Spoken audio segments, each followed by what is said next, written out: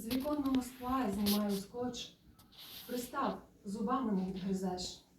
У найближчий супермаркет вибігаю за губками і рукавичками. Кухонний шкребок про всяк випадок у кошик кидаю. На стенді з розчісками беру до рук щітку для волосся. Зроблено в Харкові, пишуть. Значить, довго служитиме, думаю, як Харків стійке, аж хочеться сказати вічне. Хоч у мене розчісок більше, ніж волосся для них, проте зроблено в Харкові переконує, бо ж не розчіску, а ніжність зроблено, яка хвилею піднімається і розтікається тілом. І де вони роблять цю ніжність під час бойових дій? У метро, в укритті, у цеху.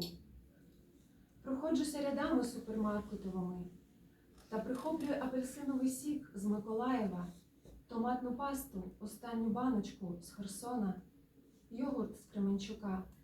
Бахмутської солі все так і нема, із Солодара теж не завозили. Скоро з'явиться, каже продавчиня, ніби все вона знає про геополітику, не дозволяє перепитати та завертає за кетчупів ряд. Коли відмиваю вікна вдома, радіотрансляція розливається кімнатами, розтікається поверхнею скла, уже майже чистого, розливається ніжністю з білої-білої церкви, де збили ракету, що прямувала з акваторії Чорного моря. Сюди прямувала, де вікна уже не захищені скотчем, де вікна не закладені цеглою книг, де вікна пропускають світло та вибухові хвилі. Тож я сьогодні розчешу волосся ніжністю, завтра з'їм ніжність на сніданок, на вечерю зроблю з ніжністю соус. Може, звільнять з окупації ніжність ситку, і я м'ясо до соусу пересолю. Перемога повинна бути добре посолена. Я ще не пробувала аж такої ніжності, зовсім ніколи. Але неодмінно, кажу, спробую. Fabrication de la tendresse. J'enlève le scotch des fenêtres. Il tient ferme, impossible à décoller. Je cours au supermarché le plus proche, acheter des éponges et des gants. J'ajoute au panier, à tout hasard, un grattoir de cuisine. Sur le présentoir des peignes, je prends une brosse à cheveux, fabriquée à Kharkiv, paraît-il. Alors, elle servira longtemps, me dis-je, comme Kharkiv. Un usable, j'ai envie de dire, pour l'éternité. Bien que j'ai plus de peignes que de cheveux, mais fabriquée à Kharkiv me convainc, car ce n'est pas la brosse mais la tendresse qui monte en vague et se répand dans le corps. Où fabrique-t-on cette tendresse en temps de guerre? Au métro, dans un abri, un atelier.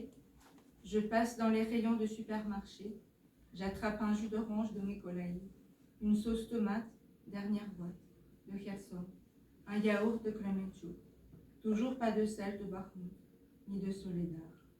Il y en aura bientôt de nouveaux, dit la vendeuse, comme si elle s'y connaissait en géopolitique. Elle ne se laisse pas interroger et me fait revenir au rayon des ketchup. Quand je lave mes vitres, la radio diffuse dans les pièces, se répandant sur la surface de verre, déjà presque propre, s'étale de tendresse. Depuis Bilatserkva, où un missile a été abattu, il venait de la mer, noir, lancé droit, vers les fenêtres, non protégées par le scotch, les fenêtres non sécurisées par les briques des livres, les fenêtres qui ne laissent pas passer la lumière et les ondes des explosions. Et moi, je me brosse les cheveux avec de la tendresse. Demain, je prendrai de la tendresse au petit déjeuner. Au dîner, je ferai de la sauce à la tendresse. Peut-être qu'on libérera la tendresse en vrac de l'occupation. Et je salerai trop la viande. La victoire doit être bien salée. Je n'ai jamais goûté une tendresse pareille, jamais auparavant, mais je goûterai sans